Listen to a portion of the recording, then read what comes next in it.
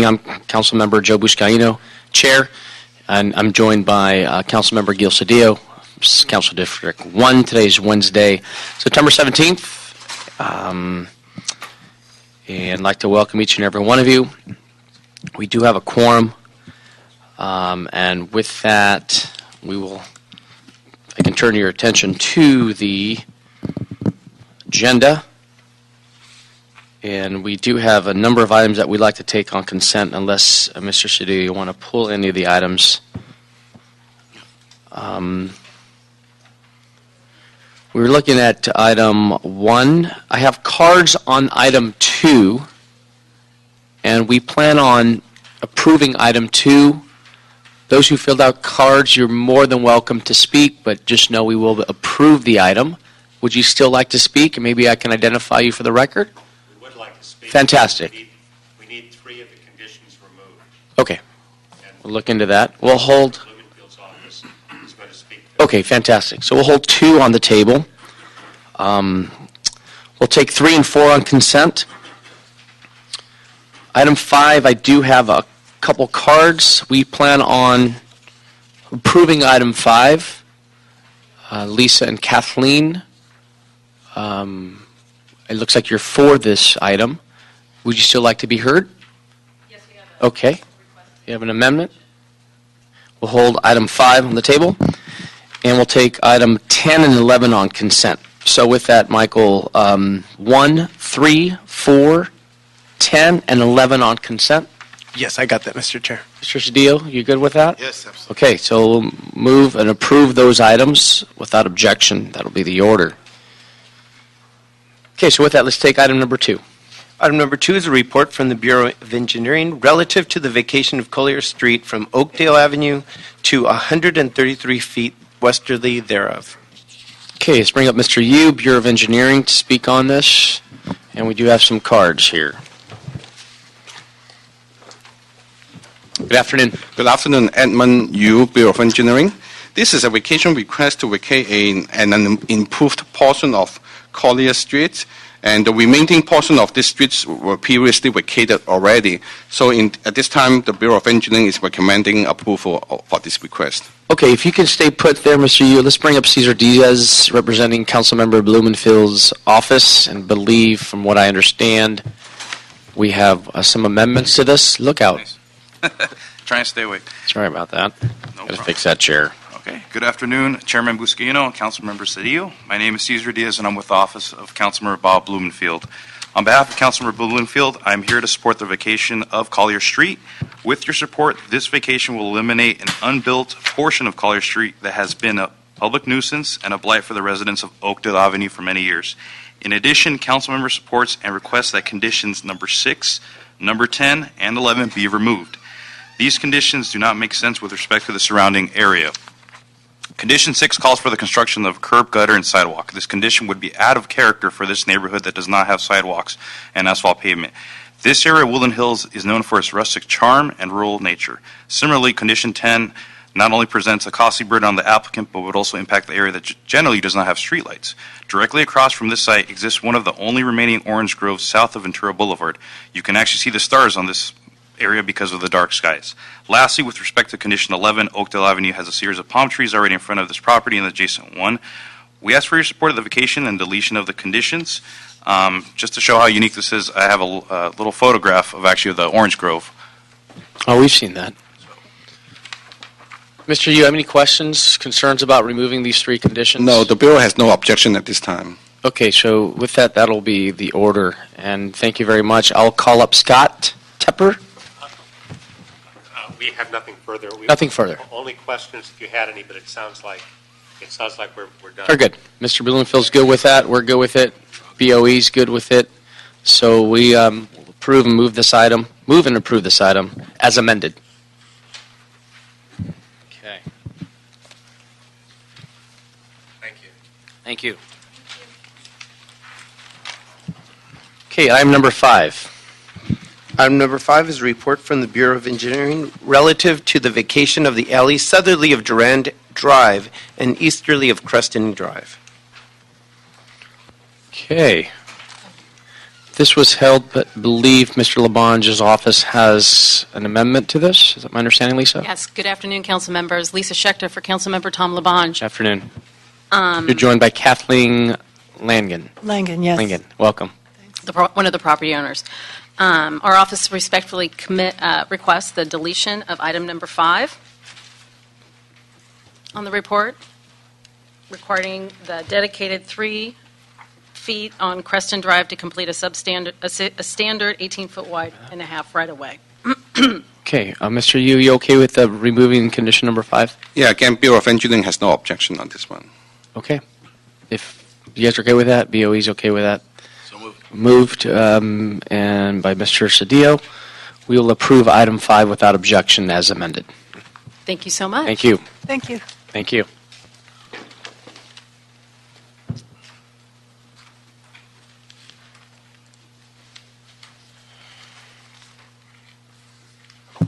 Okay, we'll jump to item 6. Item number 6 is a report from the Board of Public Works relative to an amendment and additions to Section 62.02, Article 2, Chapter 6 of the Los Angeles Municipal Code, strengthening requirements for utility contractors working in the public right-of-way. Okay, we have 2 cards on this item, and if I can welcome Simi Park from Councilmember Englander's office. Welcome. Good afternoon, council members. Sammy Park speaking on behalf of Councilmember Mitchell Englander, here to seek your approval respectfully for item number 6 with the the recommendations outlined in the joint report by Bureau of Engineering and Bureau of Contract Administration. We believe that this will, the new requirements will provide the city, strengthen the city's ability to enforce rules that are currently in existence. In addition, will hold contractors accountable and also hold them responsible for the subcontractors that they hire, and also to maintain the integrity of the streets. So we respectfully seek your approval, and thank you for the time. Thank you, Ms. Park. You know, this issue, an issue, as you heard from his office, our colleague, Mitchell Englander, first brought this to my attention. Ultimately, Mr. Cedillo, if we want to improve the quality of our streets, we should start by addressing the low-hanging fruit, and strengthening the enforcement of contractors who cut into our streets is a no-brainer. There are dozens of utilities that run under our streets, water mains, gas lines, fiber optic cable, that all need to be serviced from time to time. And street cuts are necessary and unavoidable, but we need to make sure they are repaired properly into city standards. Before I have one more card here, Michael Della Torre, then I'll bring up Mr. Struzella to come speak on this item. Mr. Della Torre. Welcome. Welcome. Thank you, Mr. Chairman, Member Cedillo. I'm here on behalf of the Southern California Gas Company, and as you know, SoCal Gas values our relationship and with the city and our reputation with the city of Los Angeles, and we work hard to enhance and to develop that long-standing relationship of over 120 years. SoCal Gas and its contractors strive to follow all the city regulations, and if deficient, we welcome candid feedback to address any deficiencies. And as you know, through our franchise, we warranty our work, so when we damage something, if it's our fault, we come back out and we repair it at no cost. SoCal Gas employees work on our facilities in the public right-of-way. However, we hire contractors to help manage the workload and complex projects. We received notice for the meeting a little bit late, and we were unable to actually internally analyze the report. I know it's been out for a bit, but we would like to have an opportunity to assess the impacts for the company internally and our ratepayers, and to provide comments to the city as you proceed forward with this process. So with that, I'd like to thank you. Thank you. Thanks, Michael. Rest assured that the action we'll take, we're still crafting this ordinance, but rest assured that we have a great relationship with our respective offices. You will be included in those discussions as we're working with Mr. Jordan and the city attorney and moving forward on this ordinance. Thank you very much. And you're absolutely right. The gas company, we all hold each other accountable. I think majority of the reason for this item before us is because of the subcontractors who do shoddy work, and we need to hold them accountable for it. We agree. Thank you. Thank you. With that, one of the best and brightest of the Public Works, Russ Strazella from the Bureau of Contract Administration, please come and give us an overview of the Bureau's recommendations. It's a great Italian name, too, Russ. Thank you, sir. I'm sure we're cousins Likewise, somewhere down the line. likewise. Yes, sir. Thank you, Councilman, for this opportunity. We're very grateful to be here, and we appreciate the support of the entire City Council, most particularly Mr. Cedillo, Mr. Boscaino, and Mr. Englander, who was helpful in bringing this to light. I'm going to try, in the interest of your time, to get through this. I don't want to bloviate, so I'm going to try to just give you a brief overview of the context here. One of the greatest annoyances for your city citizens for many years has been the prevalence of potholes in their streets, which is caused by poor workmanship or unfinished work that results from inadequate quality control. The Department of Public Works is in charge of overseeing this work, and the Bureau of Engineering and BCA share responsibility for the permitting and quality of control of it to its completion. So the question arises, what has happened? What is going wrong, and why can't we do our job better? William Rumsfeld is quoted as saying, "We don't know what we don't know," and that is something that is very pertinent to this subject. We still face challenges in this economy to improve our operational capabilities regarding those tasks that we have been given by the public, but at the same time, we need better ways to strengthen the cooperation of the entities that are making these holes in the first place. There are strict and adequate permit requirements that, if obeyed, ensure that city employees such as your inspectors have knowledge and oversight of such activities when they're going on. On every permit issued by the Bureau of Engineering, one of the primary instructions is to call inspection prior to noon the day before the work commences. This is in your municipal code. This is not a formality, it's not useless red tape, but it is often overlooked by those who are operating in your streets, and this is just one of the conditions that we deal with. It begs the question then of who indeed is doing their job. And we suggest that those who are doing the work, and like my friend Mr. Delatorre said, we have a focus on a lot of independent contractors right now who we believe are really not doing what they should be doing, either for their constituency, the public, or for their clients, such as Southern Cal Gas. So then we don't know what we don't know when they're out there doing what they do.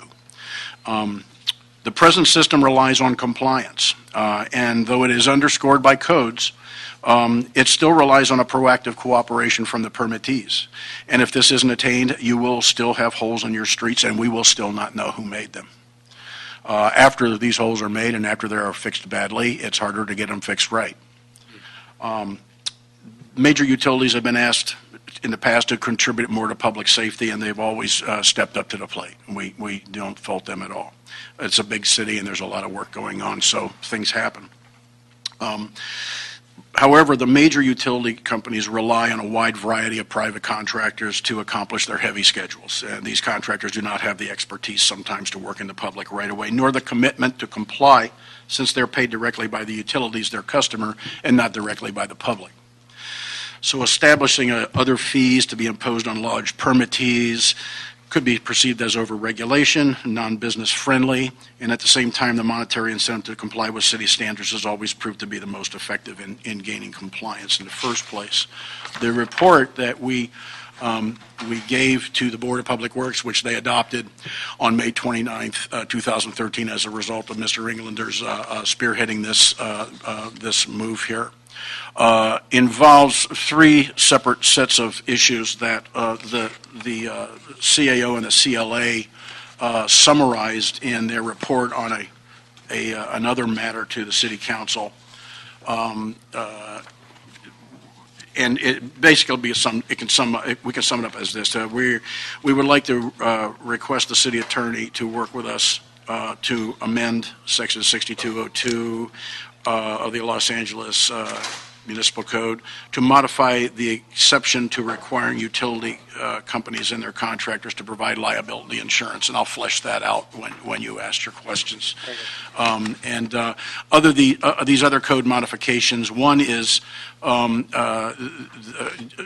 requesting a change in the code that talks about the notification that I spoke of. And there is a couple of words in there that have been in there for a very long time that are obsolete, where it says you have to notify unless it's under 100 square feet. But the city engineer's special requirements on all permits exceed that, and we would like to just have that put in the code by striking out a couple of words. That would That's basically. consistent. Yes, sir. Then the interesting one I may need to explain a little bit when you're interested is about the written authorization affidavits, which we think will be a lot more valuable than they may appear. And then fines and penalties.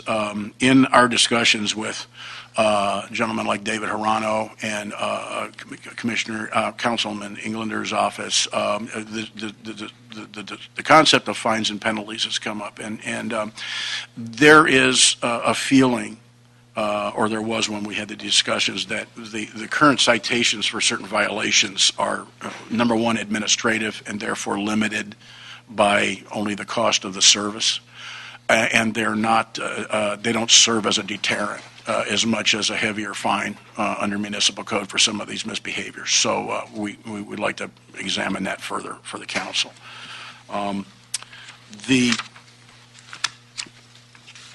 What I'd like to direct your attention, if I may, is if you have that board report in front of you, if you can find transmittal 7, possibly. Yeah, pull it up.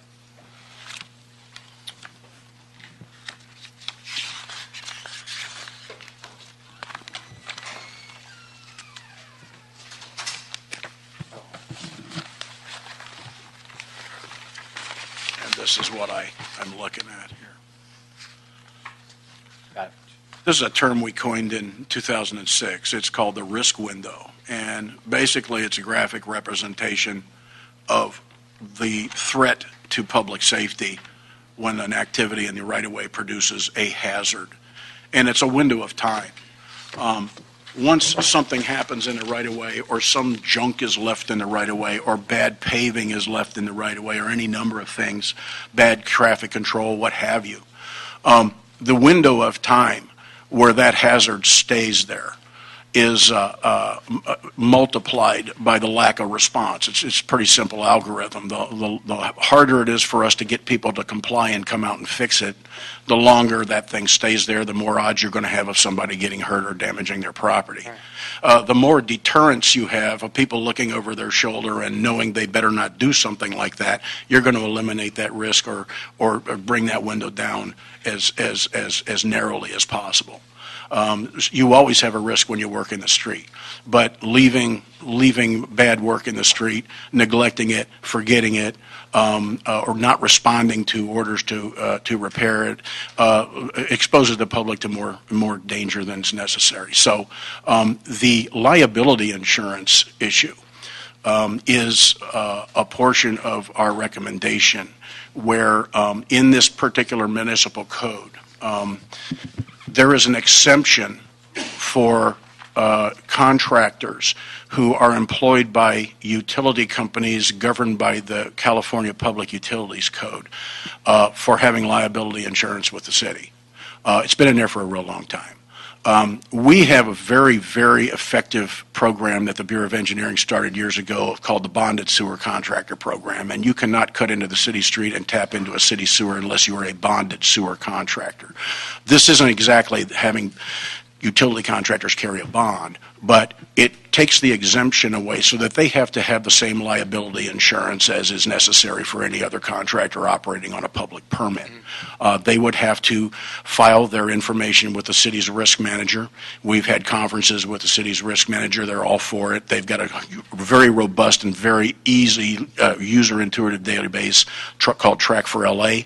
Our dispatchers, our inspectors, anybody who's online can pull up who's ever requiring inspection or a permit and find out if they indeed have the coverage, and if they don't, they can't get the permit and they can't work. So basically, when we take the exemption out of the city ordinance, the municipal code there, this is going to cause the independent contractors who want to work for profit in the city right away and who are responsible for both the good work and the bad work in the city to have to show the city that they have an insurance carrier that's going to back them up.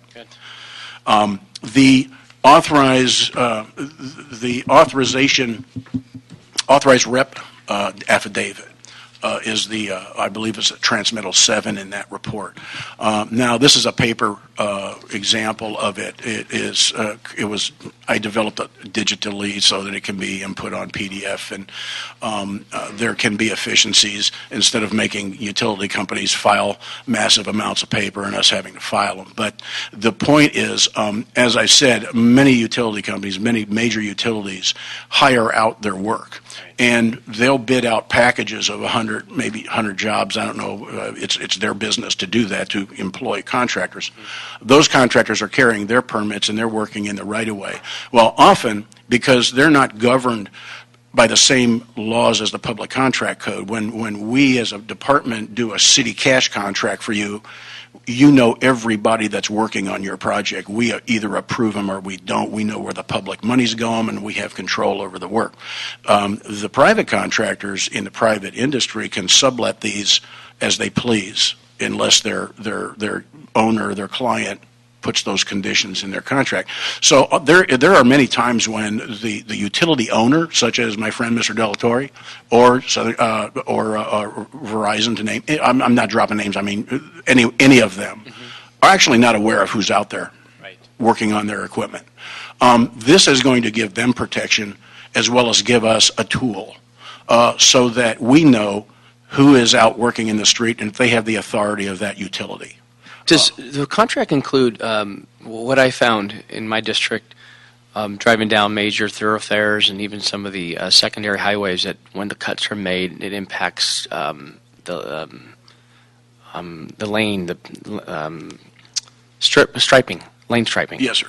And does the contract include them to come back out and restripe, or is that through DOT? The permit requirements require them to restripe. They're responsible. And why? I found it to be just delayed by weeks and weeks and weeks. Yes. Or when a cut was made near my house on 35th Street in San Pedro, we had, I kept going over this bump and bump until weeks later when they finally flattened it out and made the repair. Yes, sir. So part of this motion will hold them accountable to make those quick fixes. Is that my understanding? It's our intention that this is going to motivate these contractors to respond much more timely, right, or there are consequences. We can call their insurance carrier if it's a hazard. As far as the striping, they're obligated to stripe it, and the only thing we can do right now is withhold our release of the job. So the permittee, the utility, is still carrying the liability for that permit because it's not completely done. But it doesn't get your pavement striped. And there needs to be some motivation, which we're hoping we can provide with this. Mr. Cedillo, questions? Yes. So my only question is whether or not we can do this. Whether or not, City Attorney, this goes beyond our scope, right? So PUC has jurisdiction, and then we say, well, we don't like the PUC rules, so we would just pencil it out. That's a good question, sir. Actually, the exemption was put in. This exemption was put in by the city. And it wasn't, to my knowledge, ordered by the Public Utilities Commission. Now, if that ends up being true, we'll have to revisit it. Right. So we would put in a lot of exemptions, the state, the federal government, et cetera. They are there, sir, yes. And I saw that. They did not bring that to us, but as a matter of trying to avoid conflicts of laws and jurisdictional questions, we might put that in. So the question for me is whether or not we're exceeding our scope. That's really the only question. Well, whether we are or we're not, my interest is one, the quality of service, and then the second is how can we coordinate, right, the services. In other words, there's a finite number that AT&T or SoCal Gas, yes, sir, know of what they're going to be doing, right, and how can we coordinate that with city services so that we can take advantage, for example, two things. Coordinate so we can reduce challenges for residents, and second, take advantage of the fact that, for example, if repairs or some interventions are scheduled, that we know that so that we can coordinate that with other activity from the city so that we can get a benefit and get some synergy out of that, as opposed to having what appears to the public a whole random series of interventions. We pave a street and then They cut it, we pave it, they cut it, we get, yes, sir. Mhm. exactly. No, that is a No 64. rhythm or rhyme to it for the public. Right. And even if there was, that it's not evident. I mean, it looks very haphazard. No, that is a question on everybody's mind, and that is what city staff is addressing on many levels. There are available tools right now that need to be enhanced, that need to be improved upon. There's technology that we know exists that we need resources for, all of this stuff. Even since the last time I appeared at council, a couple of the councilmen showed me their smartphones, or why can't you do something? Well, since then, my boss, John Reamer, has put a smartphone pilot program in play now. And my utility inspectors can go out and they can run a permit on a smartphone at the site, at the paving, and they can final that permit off right there, or make notes that it's not ready. So we're taking the baby steps, but the Public Works Reservation System, hosted by the Bureau of Engineering along with Navigate LA, and then a lot of cooperation and getting the utilities all to the table can produce this kind of coordination effect. And we're optimistic. It's going to be a labor, but the people that I have the privilege of dealing with, and a lot of them are in this room. The upper management of DWP is in this room right now, Southern Cal. We get along very well, and I think I'm very optimistic about what's going to be happening soon. And that was, Mr. Cedillo, part of our SOSLA and our report, along with Mr. Englander's. One of the recommendations was to use technology and let folks, by using an app, can tap into their smartphone to know exactly what street's going to be fixed, when, where, and how long it's going to take to get done. So I want to recognize John Reamer, Director of Contract Administration, who's here. Thank you, Mr. Reamer, for joining us and for your ongoing leadership in the Bureau. So with that, I know there were some items that weren't clear that I'd like to address, and maybe, Michael, we can I'll give you a hand. I'll give you a copy of these recommendations, but and if anything we can do is get back to us in 90 days with recommendations. And one I'll just read for the record, then I'll give you a copy. To request the city attorney to work with the Bureau of Contract Administration to amend Section 62.02F, subsection F2, Article 2, Chapter 6 of the LA Municipal Code to modify the exemption to requiring utility companies and their contractors to provide liability insurance, which you address, Russ. Second, request the city attorney to work with the Bureau of Contract Administration to amend Section 62.02, subsection G, Article 2, Chapter 6 of the LA Municipal Code to require all utility owners to provide to the Bureau of Contract Administration, Inspector of Public Works, written affidavits designating their authorized representative, who will be performing the work described in the permit. Third, request the city attorney to work with the Bureau of Contract Administration to amend Section 62.04, subsection B, Article 1, Chapter 6 of the LA Municipal Code to include notification requirements on permits for utility service work cuts of less than 100 square feet. And lastly, request the city attorney, city administrative officer, and the Bureau of Contract Administration report back within 90 days with recommendations to increase the city's current fines and penalties associated with failing to comply with the city permit requirements. So any recommendations, suggestions, Mr. Cedillo, on this? Okay, so with that, we'll approve this item as amended. Yes, ma'am.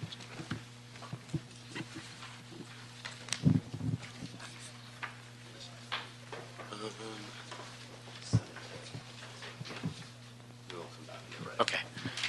So with this item, we'll approve it as amended and have it come back to council with these recommendations. Yes. Okay. Thank you, Russ. Appreciate it, Thank sir. you, sir. Thank you. Okay, well, now take item 7. Item number 7 is a motion from Councilmembers Buscaino and Weezer relative to amending ordinance number 178103 to exempt enforcement of the prohibition on work or obstructions during peak traffic hours for collector streets and to include a 1-year sunset provision. Mr. Cedillo, I introduced this motion because I think the peak hour lane reduction ordinance took a good idea a little too far. No one disagrees with banning lane closures during rush hour. We've all experienced the frustration when we get stuck in traffic jam caused by construction in the roadway. But if you read the recent op-ed piece by Jim Newton over the weekend, who so eloquently articulated his column on Monday, LA's rush hour construction ban is costing taxpayers millions. Overall, we need to find the appropriate balance between reducing traffic and allowing both city departments and private contractors to service the many underground utilities that we rely on in our daily lives. And eliminating collector streets from the ban on a trial basis, that we're looking at the next year, seems like a good start. I want to call up again Russ. I have a couple questions on this. Can you explain to us the difference, or what is a collector street and how it differs from other types of streets? Sir, if I may introduce You want to defer? Mr. Cantor, Mr. our Cantor, city okay. engineer. He articulates this a little bit more gracefully than I do. Welcome. Good afternoon, Mike Cantor, Deputy City Engineer with the Bureau of Engineering. There's really two, to describe streets, we have what we call arterial streets and non-arterials, with arterials being, of course, the larger streets. And so a collector street is a smaller, less traveled street than, a highway, a secondary highway or a major highway. And so the low-hanging fruit, as the staff and the stakeholder group, we discussed how can we help, with this situation, that the low-hanging fruit is to take a look at eliminating that lower category street. Right. And just to see if we do that and it helps, and it doesn't cause, we don't see any issues relative to traffic. It just seemed like a very common sense, easy win for us to move forward with. And give us some background on the peak hour lane reduction restriction. How does that work? Well, I think Russ is probably the best suited to describe the program. It's a team effort here. Yeah, absolutely. Like Sonny and Cher. Which one's Cher? Oh, I'm not going to go. The peak hours ordinance came in 2006, and the task force then established a lane closure. First of all, traffic lanes are curb face to curb face across, and any traveled lane in section 6261 of the municipal code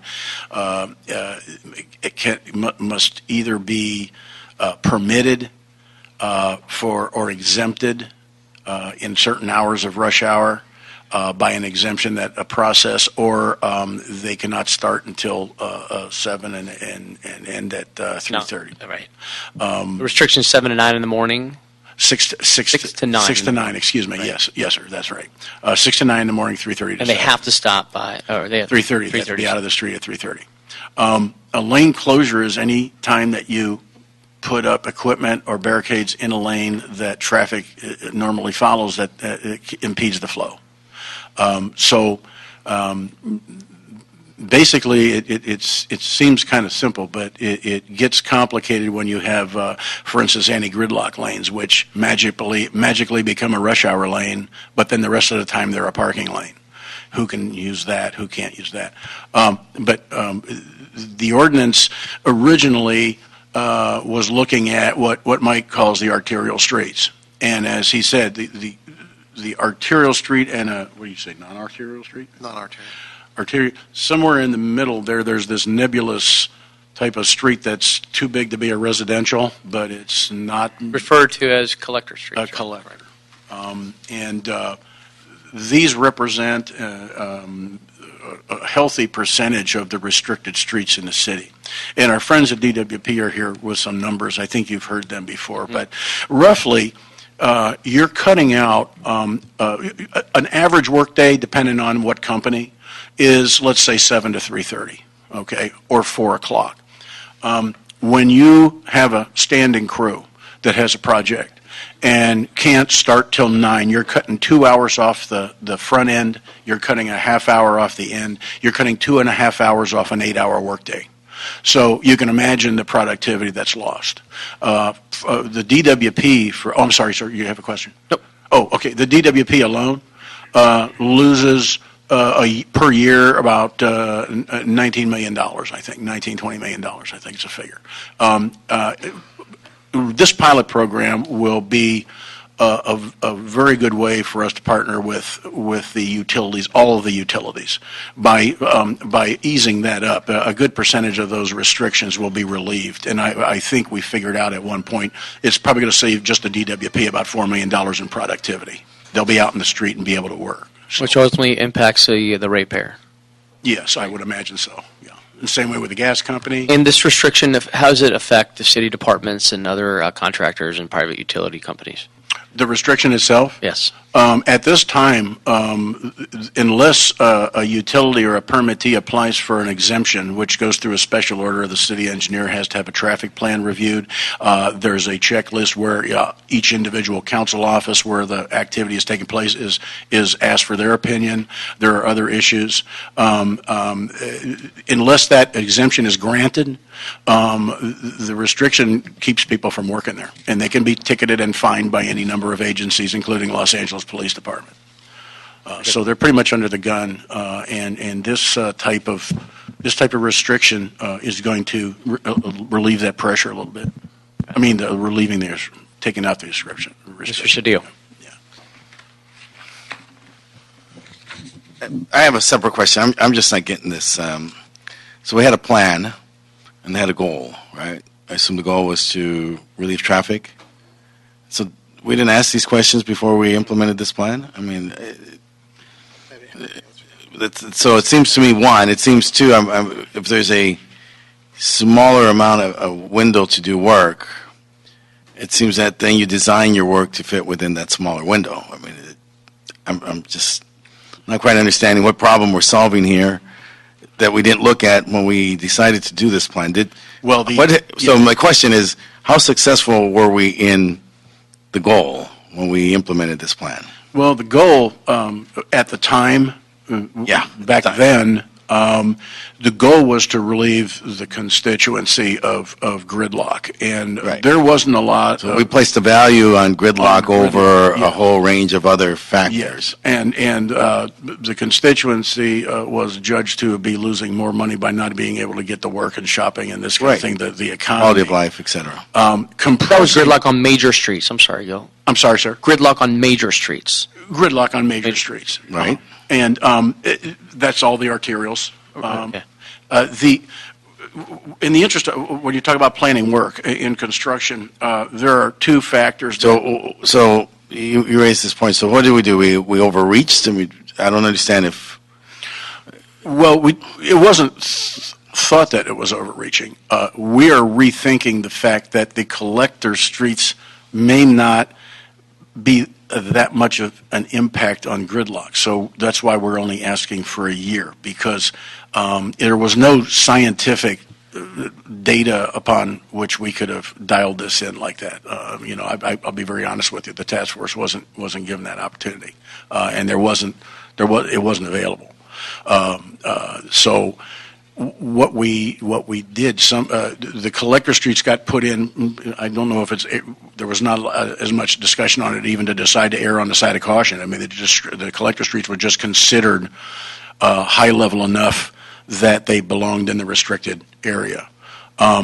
We're proposing that we check for a year and allow the restriction, remove the restriction from these streets. Right, and you're going to report to us every quarter for the next year, every 3 months. Absolutely, certainly, sir. And we will find out what kind of complaints we get. And believe me, the constituents are not shy about complaining about gridlock, and we like hearing from them, because that way we can go out and stop it.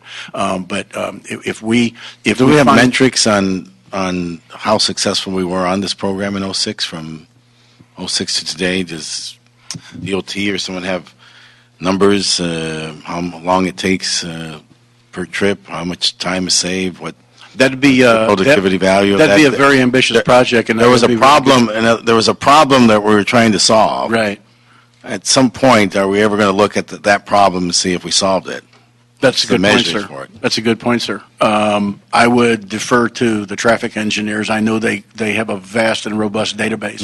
I wouldn't be able to speak to that, but we can get you answers, and I'm certainly our folks at Department of Transportation would love to comment on it. Yeah, probably something that we should know. Yeah, absolutely. You say that there's, go ahead. Right, because it just seems to, we want to be precise, right? I mean, maybe we need to eliminate the whole program. I don't know. How do I know that this action solves any problem or what we're trying to solve here? I don't know. There's not enough data here. So You're right, sir. there's a lament. Yeah. And then there's a speculation that these specific streets will have not impacted it. Then Yeah. I don't know what the measure is. I don't know. The if measure it's- has changed, and we don't know what it is either, sir. I'll give you the big paradigm. Somebody wrote an article in the paper, and people are responding to it, and then that's the way a lot of things work. But I'm not quite sure that's the best way that they should work. Maybe there should be a measure of the program. Well, evaluation. we were actually working on this quite a long time before the newspaper article came out. It was rather prescient that it came out just only 2 days ago. So. Yeah. But just talked about it a second ago. it's a really good point, sir. And we have a paradigm shift that's huge in the society right now. I mean, we're now looking at bicycle traffic. We're looking at great streets. We're looking at that's good just streets.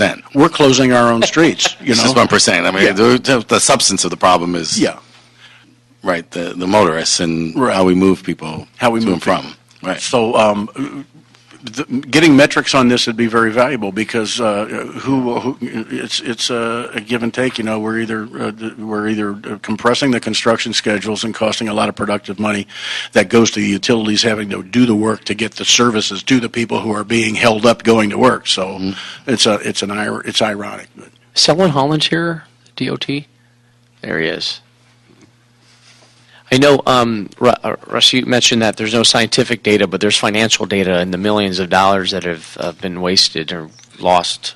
With, Oh, yes, sir. lack Yeah, of- but how do we measure that to the productivity or lack of productivity? Well, you know, was our- asserted at the beginning. At the beginning, when the problem was stated about too much traffic, I mean, the lament about too much traffic isn't just the inconvenience or the wear and tear, but there's a lack of productivity when people sit in their cars and they're not engaged in other productive activity. And that's weighed against the productivity of the utilities being able Exactly. to get their stuff done. Thank And you. our That's- friends from DWP have asked if you'd like to talk to them.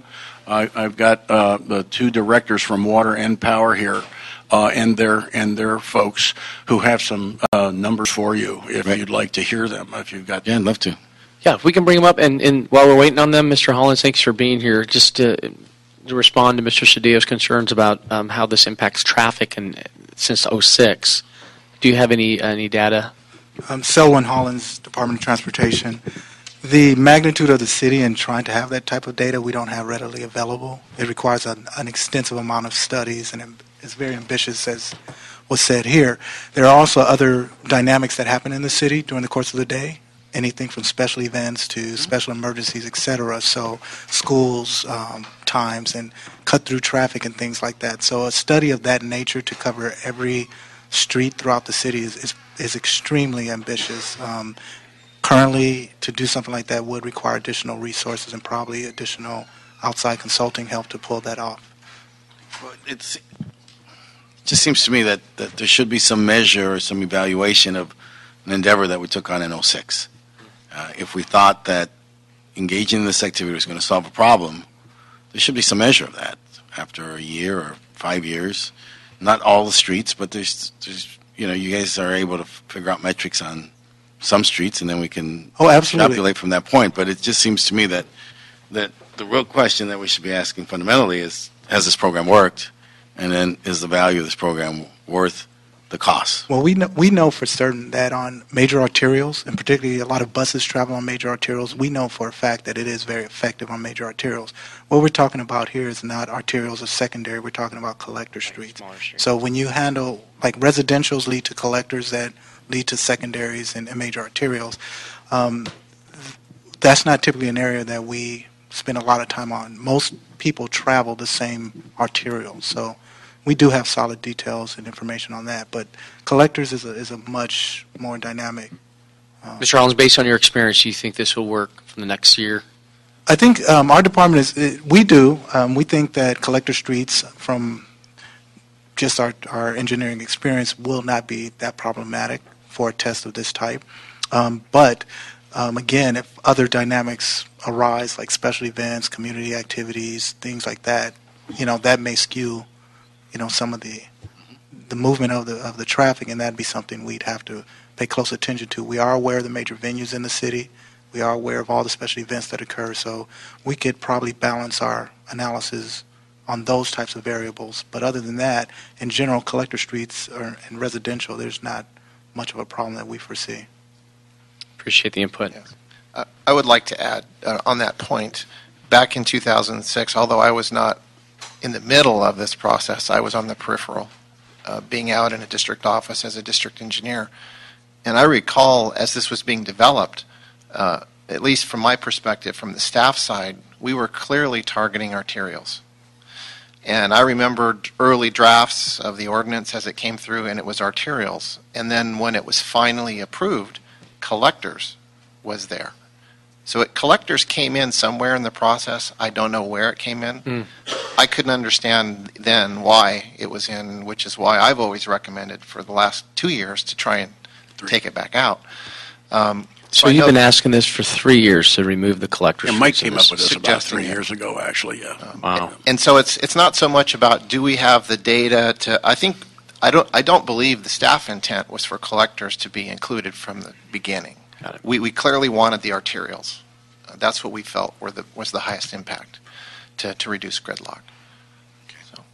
Very good. We have Council members, this is Yes, thank Joe Castruda on the far right from Water, and Mark Hollister from Power from DWP. You want to share with us how will this have a positive impact on the department? Well, I'll start here. Thank you. And I appreciate you hearing us this afternoon. We definitely acknowledge the well intentions of the ban, the construction ban, but there's definitely some impacts. And it's not just financial. I mean, the financials we can probably quantify it upwards of $20 million a year. But also we've got an infrastructure that's waiting to be repaired. And, when we're spending 20% of our time sitting at curbside on a secondary, or not on a residential street, waiting, until 9 o'clock, we've got customers driving by. We got the public looking at our folks sitting there waiting. Public image is awful. It's a very difficult thing to deal with, and to try to explain why, we're not going to point fingers at the city. Yeah. So it's going to be a huge benefit for us, and we do have consensus, I think, on this collector issue. We'd like to go further. Yeah. And I think our committee is doing a good job at identifying other areas. Your name for the record, sir? Mark Hollister. I'm Power System Transmission and Distribution Director. Yeah, when Mr. Weezer and I dropped this motion, I got to thank you, from Marcy Edwards within the next 2 days or so. Yes. I think she put on a couple happy faces with it as well. Yeah. Sure. Welcome. Good afternoon, council members. I share Mark's sentiments. My crews are out in the field every day, and we have pipeline replacement projects that impact the street, and we try to utilize our crews as most efficient as we can, along with the equipment and the placement of pipe and materials. So, this restrictions have definitely put an impact on us on being able to do our daily work. And our responsibilities towards our ratepayers for the dollars being spent wisely, we share that as well. We're right around the $20 million range in the water side as well.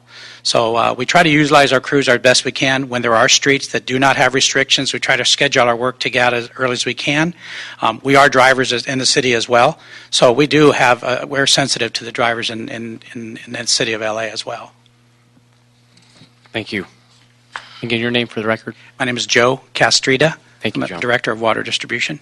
Thank you, sir. Yeah, this is long in coming, I tell you. The perception is this is like a David Goldstein article or news story waiting to happen if it hasn't happened already. But people need to know the facts and how restricted the utility companies are, especially DWP, when we're limited on the hours on these smaller side streets, I call them, collector streets, residential streets. So, anything else you want to add? Okay. Okay, so with that, hearing no objection, we'll approve this item. Thank you all for your input. You all have a wealth of knowledge, and I really appreciate this. This is long in coming. I'm sorry, before we have one item, we have Miguel here speak on behalf of Mr. Huizar before we approve this item. Miguel Vargas, CD 14. Welcome. Welcome, council members. Happy Wednesday. Thanks for hearing me out. So my name is Miguel Vargas. I'm from Councilman Huizar's office. He asked me to come and speak on behalf of this committee. I circulated a map. I don't know if you guys were able to take a look at it. Councilman Huizar did second this motion, and, initially he thought it was a great idea. And, of course, we read that article as well, and I'm sure there's plenty of great reasons to get that going. But in drilling down a little bit deeper, we realized that quite a few streets downtown are collector streets. And, specifically in the Arts District, there's a lot of build-out going on, a lot of residential units going in, a lot of businesses being built. Not to mention, there's a lot of businesses down there that rely on these collector streets for goods movement. So, this is approving this and moving this forward would have definitely have a great impact on our constituents. So, at this time, what Councilman Huizar is asking is that you continue this item until we have a chance to get further input from our constituents and kind of just feel a little bit more comfortable with it. Can I ask staff to come back up in response to Mr. Huizar? Russ, I don't want to delay this. What's the feasibility? Obviously, the longer we wait, the more money we'll be wasting. What is the feasibility of bringing Mr. Huizar, his staff, to the table and seeing what we can do in response to his concern in the Central City North area of his district? Oh, we would be very pleased to work with council member staff. Got a lot of friends over there, and we'll be happy to meet with them at their convenience. And how soon can you get this over to council? This year? Item, yes. It's council's pleasure. When do we plan on? More than likely, we would hear it in about 2 weeks. So it's the 17th today, so it would be October 1st. Okay. Let's do this. If I can give direction to you, Russ, to meet with Mr. Huizar, his staff, to respond to his concerns. Yes, sir. And Our pleasure. See what we can work out before it comes to council. Very good, sir. Okay. Thank you. Okay, with that, we'll approve item 7 with the direction of Russ and his team to meet with CD14 staff. You good with that? Good. Okay. Okay. Where we at? 9? Item number 8. Number 8. Item number 8 is a motion from Councilmember Blumenfeld and Martinez relative to reinstating the streets and roadways withdrawn from public use in 1936 under ordinance number 76896 within Council District 3 as public streets. This is bizarre. This is I want to commend Mr. Blumenfield, just being responsive to his constituents. Who's been maintaining these streets the last 7 decades?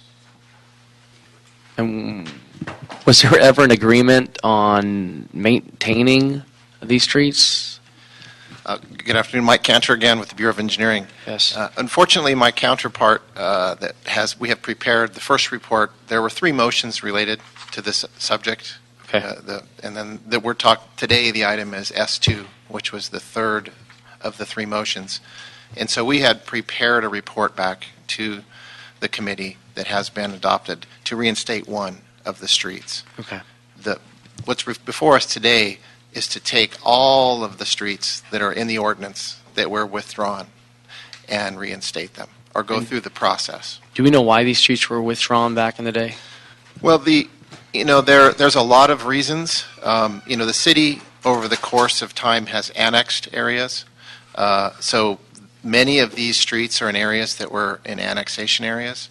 They are streets that we have no records that they were ever built to a standard, which is why they're not in the Bureau of Street Services pavement management system. And so the process, that exists is to make a request to take a look at a street. So, we'll do a paper study, we'll research all the records to see if the engineering plans exist. Then we do a field investigation. You have the adequate resources to get this done? Well, on this, absolutely not. One typical year, I will see 1 to 3 of these. And so with the Bureau of Street Services and the Bureau of Engineering, we'll tag team and we'll respond and we'll produce a report. To do 500 street segments, that's a project or a program. And so what we can offer is we'd be happy we're in the startup point of the budget for next year. Bureau of Engineering will work with the Bureau of Street Services, and we can put together a budget package that would deal with this to present that. Thanks, Mr. Cantor. So with that, the recommendation would be to direct the CAO with the assistance of BOE to report on the funding and staffing resources necessary to allow BOE to investigate the condition of the streets and roadways withdrawn from public use under ordinance number 76896 within CD3. And that would be the recommendation. Okay with that? Okay, moved. Without objection, that will be approved. Okay, our final item. Item number 9 is a motion from Council Members Englander, Buscaino, and Cedillo relative to the feasibility of utilizing radio frequency identification, otherwise known as RFID tag technologies, to better identify and track utility contractors and private developers undertaking street cuts within the public right-of-way.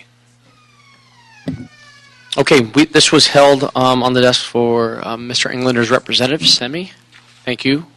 Good to see you guys again. Unfortunately, I forgot to thank contract administration, so I will take this time for the work that they have done and the work that they will continue to do when we're dealing with maintaining the integrity of our streets. Yes. What we would like to do is request further studies on leveraging existing technology as far as embedding new and more information about the work that's being done. So currently, the requirement is a very static medallion, and what we want to do is provide more information using a radio frequency identification code.